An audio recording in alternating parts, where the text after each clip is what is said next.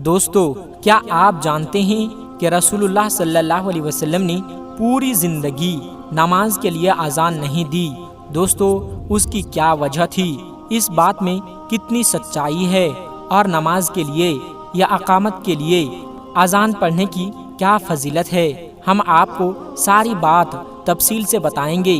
حضرت عبداللہ بن عمر رضی اللہ تعالیٰ عنہ سے روایت ہے کہ نبی کریم حضرت محمد صلی اللہ علیہ وسلم نے ارشاد فرمایا، جس کا مفہوم کچھ یوں ہے: اللہ پاک کمی کوتاہی معاف فرمائیں۔ مؤذن کی آواز، اذان دینے والے کی آواز جہاں جہاں تک پہنچتی ہے اس کی مغفرت کر دی جاتی ہے۔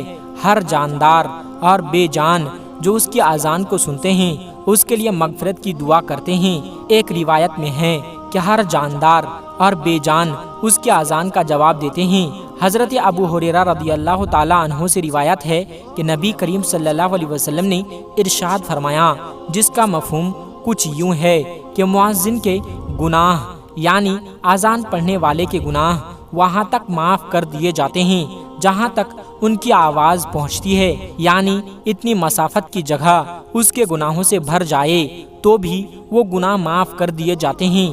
جاندار اور بے جان جو بھی مؤذن کی آواز سنتے ہیں وہ سب قیامت کے دن اس کے لیے گواہی دیں گے۔ مؤذن کی آواز پر نماز میں آنے والے کے لیے 25 نمازوں کا ثواب لکھ دیا جاتا ہے، اور ایک نماز سے پچھلی نماز تک کے درمیانی اوقات کے گناہ معاف کر دیے جاتے ہیں۔ حضرت ابو صعصع رضی اللہ تعالیٰ عنہ فرماتے ہیں کہ حضرت ابو سعید خدری رضی اللہ تعالیٰ عنہ نے مجھ سے فرمایا، جب تم جنگلات میں ہوا کرو تو بلند آواز سے اذان دیا کرو، کیونکہ میں نے رسول اللہ صلی اللہ علیہ وسلم کو ارشاد فرماتے ہوئے سنا کہ مؤذن کی آواز کو جو درخت، مٹی کے ڈھیلے، پتھر، جن اور انسان سنتے ہیں وہ سب کے سب قیامت کے دن مؤذن کے لیے گواہی دیں گے۔ حضرت براء بن عازب رضی اللہ تعالیٰ عنہ سے بیان کرتے ہیں کہ نبی کریم حضرت محمد صلی اللہ علیہ وسلم نے ارشاد فرمایا، بلا شبہ اللہ رب العالمین اگلے صف والوں پر رحمت بھیجتے ہیں، فرشتے ان کے لیے دعائے رحمت کرتے ہیں، اور مؤذن کے اتنے ہی زیادہ گناہ معاف کر دیے جاتے ہیں جتنی حد تک جہاں تک وہ اپنی آواز بلند کرے۔ جو جاندار اور بے جان اس کی اذان کو سنتے ہیں اس کی تصدیق کرتے ہیں، اور مؤذن کو ان تمام نمازیوں کے برابر اجر ملتا ہے، ثواب ملتا ہے جنہوں نے اس کے ساتھ نماز پڑھی۔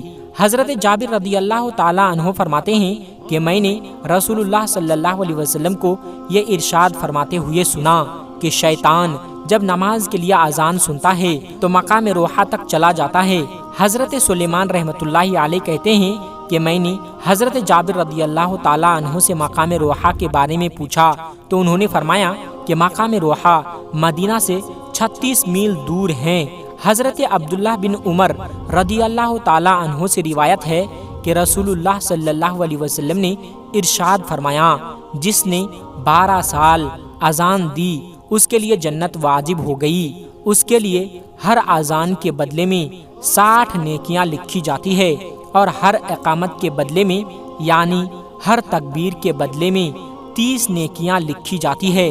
ایک اور جگہ کاش حضرت عبداللہ بن عمر رضی اللہ تعالیٰ عنہ سے روایت ہے کہ نبی کریم حضرت کام پر مامور ہیں دوستو، ارشاد فرمایا، نصف ایمان قرار دیا جاتا ہے، اور پھر جن کو اللہ تبارک و تعالیٰ کے گھروں یعنی کہ مساجد وغیرہ کی صفائی کا اپنا ہی مرتبہ ہے۔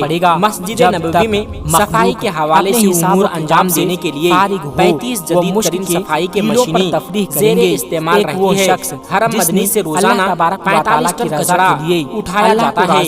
اس کے علاوہ قرآن میں آنے والے کے اور اس طرح رکھنے کے لیے 2800 شیلف فراہم کیے گئے ہیں۔ مسجد نبوی کے اندر جو اللہ تبارک و تعالیٰ کی رضا کی صفائی کے لیے کو نماز کے لیے بلاتا ہو، یعنی مرد مؤذن، اور تیسرا وہ شخص خواتین جو اپنے رب سے بھی اچھا معاملہ رکھے اور اپنے ماتحتوں سے بھی اچھا معاملہ رکھے۔ حضرت ابو ہریرہ رضی اللہ تعالیٰ عنہ سے روایت ہے 3 مرتبہ دھویا جاتا ہے، حضرت محمد صلی اللہ علیہ وسلم نے اور طوفان کے موقع پر دھلائی جب اور صفائی کا عمل روزانہ 5 شیطان انجام دیا جاتا ہے۔ اس مقدس کے لیے پیٹ پھیر کر بھاگا جاتا ہے۔ مشینیں جدید ترین استعمال ہوتی ہیں۔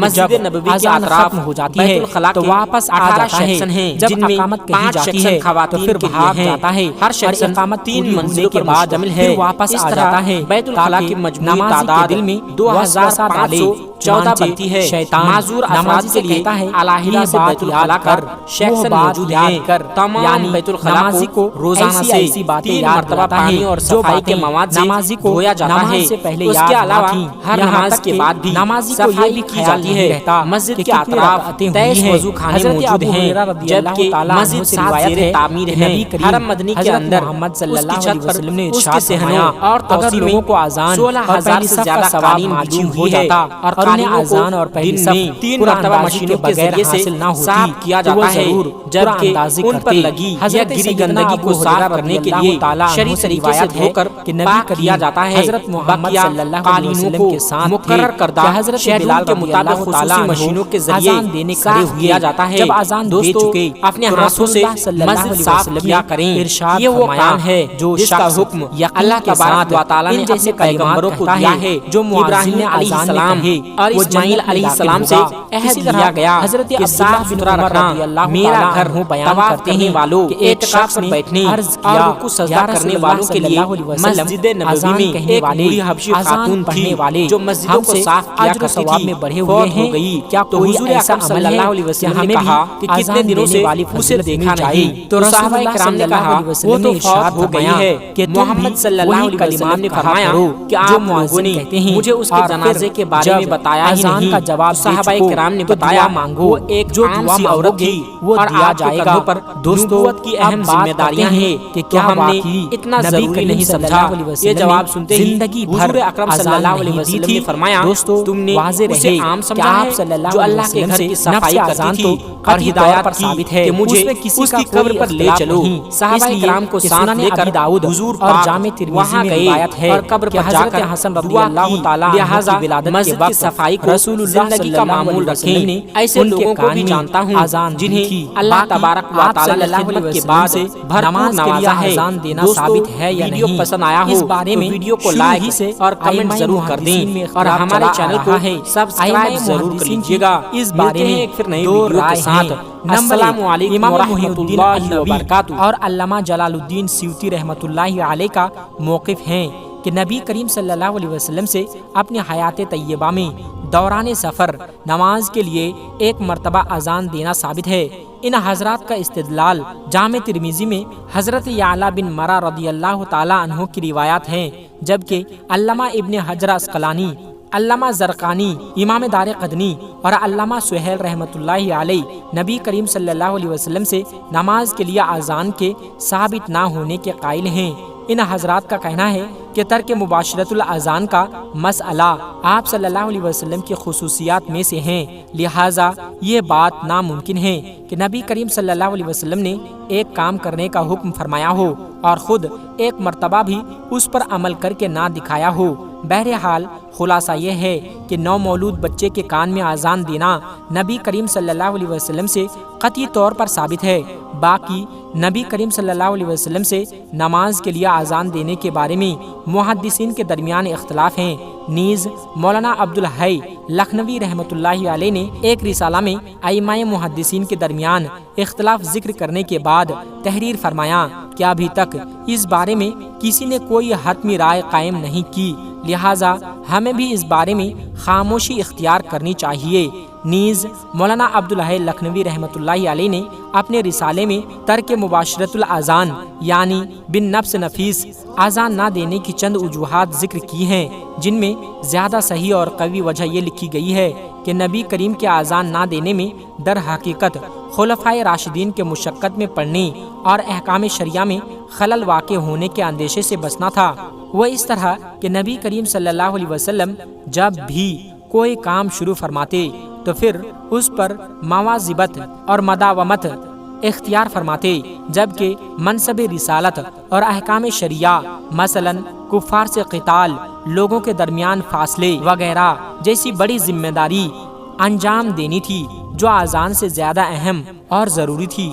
اگر نبی کریم صلی اللہ علیہ وسلم اذان دیتے، اس پر مواظبت اختیار فرماتے، تو اس طرح نبی کریم صلی اللہ علیہ وسلم کی اتباع میں خلفائے راشدین کو بھی مواظبت کرنی پڑتی۔ جس کی بنا پر دوسرے اہم امور میں خلل واقع ہونے کا اندیشہ تھا، اس لیے آپ صلی اللہ علیہ وسلم نے اذان نہیں دی۔ اللہ پاک سے دعا ہے کہ وہ ہمیں نبی کریم صلی اللہ علیہ وسلم کی تعلیمات پر مکمل طور پر عمل کرنے کی توفیق عطا فرمائیں، آمین۔ دوستو، آخر میں ہمارے تمام مسلمان بھائی بہنوں سے گزارش ہے کہ اس چینل کو بنانے کا ہمارا مقصد یہ ہے کہ جتنے بھی ہمارے ہندوستانی بھائی بہن ہیں، چاہے وہ ہندو ہو یا مسلمان، سب کو اسلامی اور سبق آموز واقعہ سنا کر ان کا ایمان تازہ کرنا ہے اور سب لوگ اس سے کچھ نصیحت حاصل کر سکے۔ اور یہ بات بھی ہے کہ دین اسلام کی باتوں کو عوام اور مسلمانوں تک پہنچانا ثواب کا کام ہے، اس لیے اس ویڈیو کو ایک لائک کر کے اپنے قریبی دوستوں تک شیئر کر کے ثواب کا کام ضرور کرے۔ دوستو، آج کی ویڈیو میں بس اتنا ہی۔ اگر آپ کو یہ ویڈیو ذرا بھی اچھی لگی ہو تو آپ ہمیں سپورٹ کرنے کے لیے چینل کو سبسکرائب ضرور کر لیجئے گا۔ اللہ تبارک و تعالی سے دعا ہے کہ ہمارے جتنے بھی مسلمان بھائی بہن اس ویڈیو کو دیکھ رہے ہیں، اسے سیدھے راہ پر چلنے کی توفیق عطا فرمائیں اور اسے ہر ترقی سے مالا مال کر دے، آمین ثم آمین۔ آج کی ویڈیو میں بس اتنا ہی، ملتے ہیں ایک پھر نئی ویڈیو کے ساتھ۔